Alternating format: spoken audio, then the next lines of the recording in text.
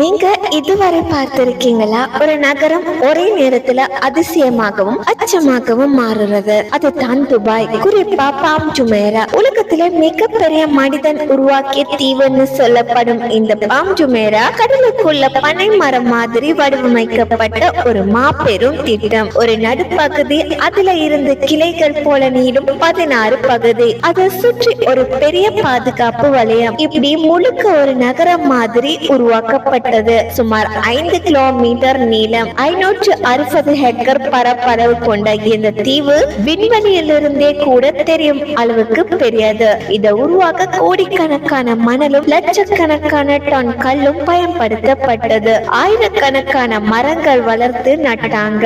ஆச்சரியம் என்னன்னா, இந்த மாபெரும் வேலை வெறும் 3 ஆண்டுகளிலேயே முடிக்கப்பட்டது தான். அதன் பிறகு இது உலகத்தின் செழிப்பு அடையாளமாக மாறிச்சு. பெரிய பெரிய விடுதிகள், கடற்கரை வீடுகள், தனியார் கடற்கரை, கணக்கில் அடங்காத செல்வம். இங்க தங்கணும்னா ஒரு இரவுக்கு ஆயிரக்கணக்கான பணம் செலவாகும். ஆனா இந்த பிரகாசமான காட்சிக்கு நடுவுல இப்போ ஒரு பெரிய கேள்வி எழுந்திருக்கு. சில வாரங்களுக்கு முன்னாடி அதிக பணம் கொடுத்து மட்டுமே கிடைத்த அறைகள் இப்ப மிகவும் குறைந்த விலையில உணவுடன் சேர்த்து தரப்படுது. மக்கள் கூட்டம் நிரம்பி இருந்த இந்த இடம் சில வாரங்கள்லயே பல இடங்கள் காலியாகி போனதா சொல்லப்படுது. இது சாதாரண சலுகை இல்ல, ஒரு திடீர் மாற்றம் மாதிரி தெரியுது. துபாய் எப்போதுமே முழுக்க கட்டுப்பாட்டுல இருக்கும் செழிப்பான நகரம்னு காட்டப்பட்டுச்சு. வெப்பநிலை கட்டுப்பாடு, கடுமையான சட்டம், பாதுகாப்பு, உயர்ந்த வாழ்க்கை முறை. ஆனா இப்போ சிலர் கேட்கிறாங்க,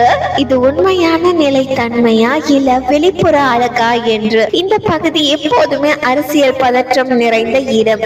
சமீப கால மோதல்கள், எதிர்பார்க்க முடியாத தாக்குதல்கள், இவையெல்லாம் முதலீட்டாளர்களின் நம்பிக்கையை பாதிக்குது. செல்வம் இருந்தாலும் பயம் வந்தா அந்த நம்பிக்கை உடைந்து போகும். கடலால சூழப்பட்ட இந்த பாம் ஜுமேரா மாதிரி இடம் கூட அவசர நேரத்துல வெளியேற முடியாத இடமா மாறிடுமோன்னு சிலர் நினைக்கிறாங்க. வெளியில பார்க்கும் போது படகுகள், பிரம்மாண்ட வாழ்க்கை, புகைப்படங்கள்ல தெரியும் அழகு. ஆனா அதுக்கு பின்னாடி கடின உழைப்பாளிகள், குறைந்த ஊதியம், சமத்துவமின்மை பற்றி பேசு பொருள்களும் இருக்கு. இந்த நகரத்தை கட்டியது உலகம் முழுக்க வந்த தொழிலாளர்கள் தான். ஆனா அந்த உண்மை பெரும்பாலும் மறைக்கப்படுகிறது. நகர அமைப்பை பற்றியும் விமர்சனங்கள் இருக்கு. நடந்து செல்ல முடியாத சூழல், வண்டிகள் மீது அதிக நம்பிக்கை, வெளிப்புற அழகை மட்டும் கவனித்து வடிவமைப்பு, வரி விலக்கு வாழ்க்கைன்னு மக்கள் ஈர்க்கப்பட்டாலும் குடியிருப்பு விதிமுறைகள், உயர்ந்த செலவுகள், வெளியேறும் போது வரும் சிக்கல்கள், இவை எல்லாம் சிலருக்கு சிக்கலாக மாறுது. சில தகவலின்படி அலுவலகங்கள் காலியாக இருக்கு, நிறுவனங்களும்